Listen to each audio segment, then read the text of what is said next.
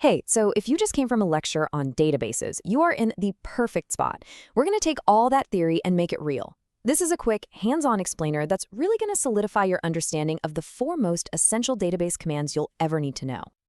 All right, first things first, let's do a super quick refresher on CRUD. It's just an acronym, right? Stands for create, read, update, and delete. These four things, they're basically the foundation for any application that needs to store and manage data. So, here's what we're going to cover. We'll kick things off by getting connected. Then we'll walk through creating, reading, updating, and deleting data one by one. And at the end, we'll wrap it all up with a nice recap of your new toolkit. Okay, let's get right into it. Before you can do anything, create, read, whatever, you've got to get your Python code to talk to your MongoDB database.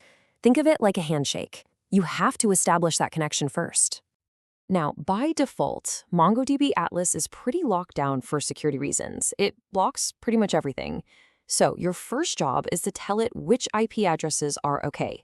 And since we're just learning here, maybe in a place like Google Colab where your IP changes, you can just click Allow Access from anywhere. But, and this is a big but, only do this for learning, okay? Never in a real live application.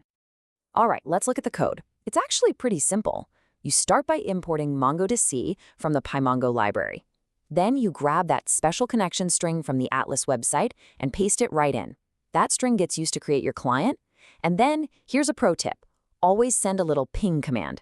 It's just a quick way to confirm, yep, we're connected and everything's good to go. Okay, listen up, because this one is super important. This slide shows probably the #1 mistake beginners make.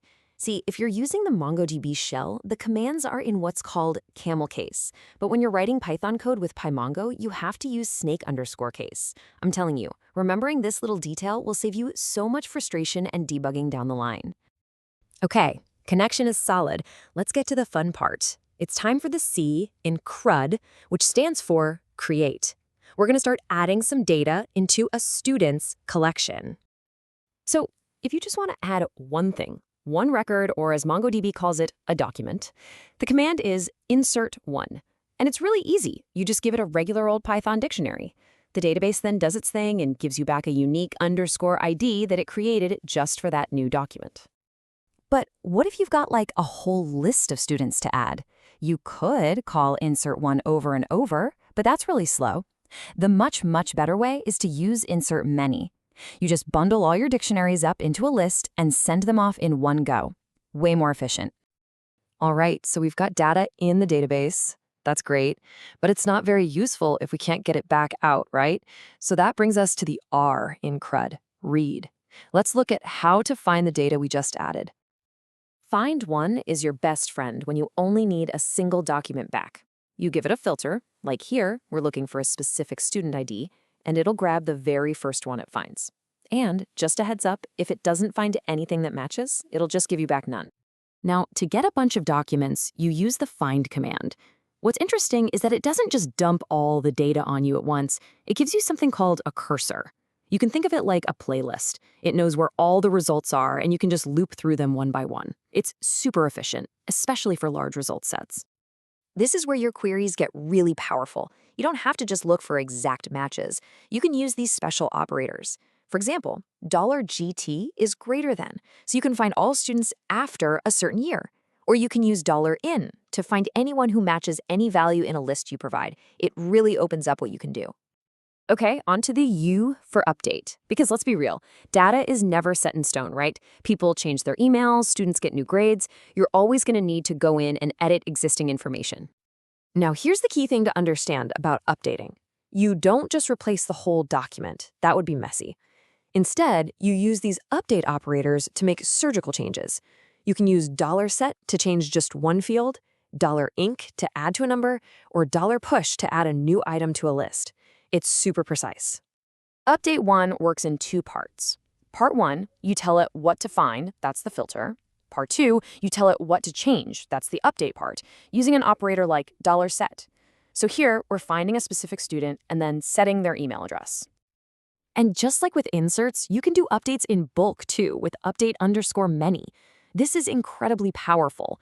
In this example, we're finding all the third-year students at once and using $push to add a new grade to every single one of them. Imagine doing that one by one. This saves so much time. And here we are at the final letter in CRUD, D for delete. Now this one you need to be careful with. It's easily the most powerful, and if you mess it up, the most destructive of the bunch. Pretty straightforward here. If you want to delete just one document, you use delete one. You just give it a filter to tell it which one to get rid of. And its big brother is delete many, which, you guessed it, deletes every document that matches your filter. This is super useful for maintenance, like clearing out all the old and inactive accounts in your system. Okay, I need a pause for a second because this is so important. There is no undo. There's no recycling bin. When you delete something from the database, it is gone forever. So please, I'm serious, always double check, even triple check your filter before you run a delete command. You'll thank me later. And that's really it. That's CRUD. Those are the 4 pillars of how you interact with a database. We went all the way from connecting to creating, reading, updating, and deleting. Let's just do a super quick review to lock it all in. So here it is, your developer toolkit. You've got your one and many commands for creating, reading, updating, and deleting. These 8 methods are going to get you through most of what you need to do. And oh, one last thing. It's always good practice to close the connection with client.close when you're done. It just keeps things tidy. Look at that. You now have the absolute fundamental building blocks for making real-world applications that use data. You've officially taken what you learned in that lecture and seen how to apply it. The only question now is, what are you going to build first?